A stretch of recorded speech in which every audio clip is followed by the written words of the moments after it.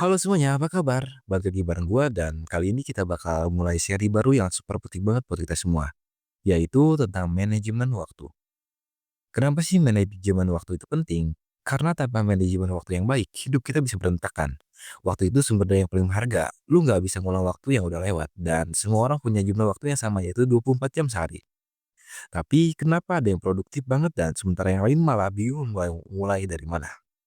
Jawabannya ada di prioritas. Kalau lu tahu apa yang harus lu fokusin, lu bisa lebih tenang dan produktif. Tapi kalau enggak, ya siap-siap aja buang waktu buat hal-hal yang sebenarnya gak penting.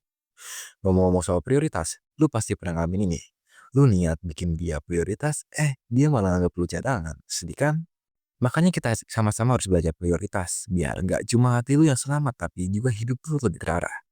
Jadi hari ini gue mau ngebahas strategi yang simple tapi powerful buat bantu lu nentuin apa yang harus lu mulai kerjain duluan. Gue mau tanya, siapa di sini yang pernah ngerasa sibuk banget, tapi kok kayak nggak ada yang selesai? Atau bingung mau mulai karena kerjaan numpuk? Gue juga pernah ada di posisi itu kok. Masalahnya kita sering salah fokus. Kita sibuk, tapi bukan di hal yang benar-benar penting.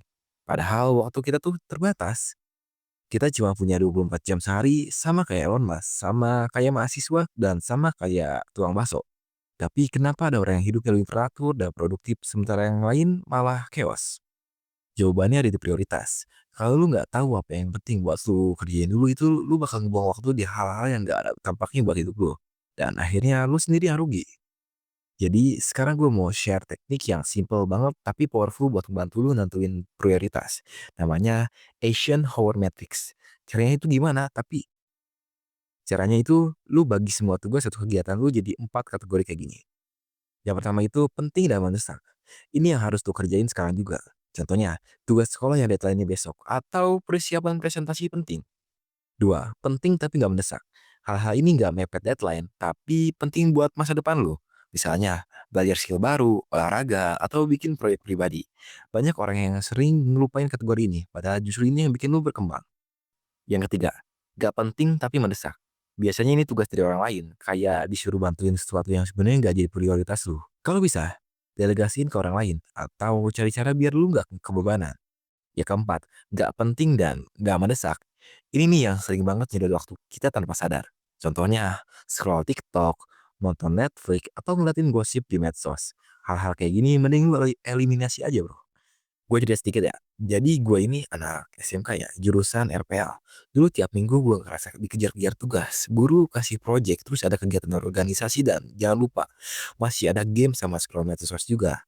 Akhirnya gue sadar kalau gue butuh prioritas. Gue coba pakai Asian Hour Matrix dan gue tulis semua kategori gue di kertas, terus gue bagi ke 4 kategori tadi. Tahu nggak? Ternyata banyak hal yang gua kerjain itu cuman karena kebiasaan aja, bukan karena itu penting banget. Misalnya, belajar buat ujian gua masukin ke kategori penting tapi nggak mendesak. Jadi gua bikin jadwal belajar khusus setiap malam selama sekitar 30 menit. Sedangkan balasin chat grup yang nggak penting-penting banget, gua delegasin ke temen lain. Setelah itu gua jadi lebih fokus dan yang tadinya gua stres sekarang malah lebih santai. Tapi ingat, teknik ini nggak akan efektif kalau lu masih sering bikin kesalahan-kesalahan ini. Yang pertama, multitasking yang terlalu banyak. Jangan coba ngerjain semuanya sekaligus. Fokus aja ke satu tugas dulu sampai selesai. Yang kedua, bikin daftar tugas yang nggak realistis. Lu nggak bisa nganggap semua hal itu penting. Pilih yang paling berdampak dulu buat lu. Yang ketiga, overthinking tanpa mulai. Kadang kita sibuk mikirin gimana ya caranya mulai. Padahal ya, yang penting adalah langsung eksekusi. Nah, sekarang giliran lu. Gue tantang lu buat coba bikin prioritas pakai teknik ini. Tulis tugas lu selama seminggu ke depan. Terus bagi ke 4 kategori tadi. Kalau lu udah coba, share pengalaman lu di kolom komentar. Ingat, kita nggak perlu jadi sempurna dalam sehari.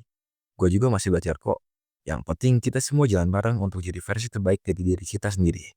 BTW, thank you dan nonton. Jangan lupa like dan subscribe kalau konten ini membantu lu dan stay tune buat video berikutnya. Kita bakal bahas teknik bikin to-do list yang bener bukan sekedar daftar panjang yang bikin lu tambah pusing.